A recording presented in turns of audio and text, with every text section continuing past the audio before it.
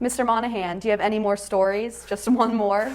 Oh, all right, I think I can come up with one. So in 1912, Teddy Roosevelt was on his way to give a speech, and he was wearing an army overcoat and had a 50-page speech folded in half to fit into his chest pocket, where he'd also tucked his metal-framed glasses in their case.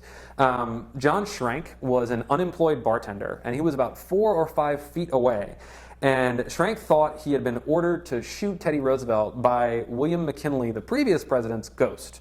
And so he pulls out his Colt 38 and shoots Teddy Roosevelt. Schrank was later committed to an insane asylum for this. Yeah. Oh, wow. What happened with Roosevelt? So he puts his fingers to his lips to see if he was bleeding from the mouth. And if you're bleeding from the mouth, it indicates that the bullet has probably punctured your lung. So it was definitely bleeding from his chest, but he wasn't bleeding from his mouth. So he ordered his driver to continue to go to his speech. Wow. So, right, I mean, he even says, "I can tell you with absolute truthfulness that I am very much uninterested in whether I am shot. I am all right, and you cannot escape listening to this speech either." Seriously? Yeah, no. It was just ridiculous. And he took it to the next level by basically thinking on his feet and using this situation to sort of ad-lib some lines in his speech. And he doesn't necessarily ad-lib a message of like anger at the guy. He empathizes with people like the guy who just shot him. He says, "Don't waste any sympathy on me."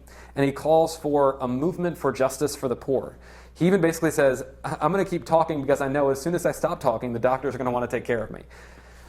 Wow, Yeah, what? Right, so he's making the point that if we didn't do more to alleviate the sufferings of the working man, quote, "the most awful passions will be let loose," like it just happened to him. About how long was his speech? An hour and 20 minutes long. After it, he does go to the hospital. The bullet was lodged in his rib, where it remained for the rest of his life. So what's the moral here? Yeah, I mean, I think if Teddy Roosevelt can find his way to empathy, even in the immediate aftermath of being shot, we can expect that of ourselves. Mm-hmm. And more broadly, you know, in the civil rights movement, there was a song, "We Shall Overcome."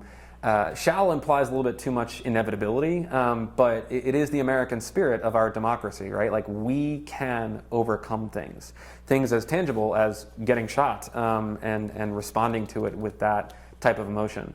And around elections, it's all the more important then that sort of win or lose, we come together as a people and preserve and protect our democracy and work to make the best of it. Thank you, Mr. Monahan. And thank you, Wildcats, for tuning into this series, and have a good day.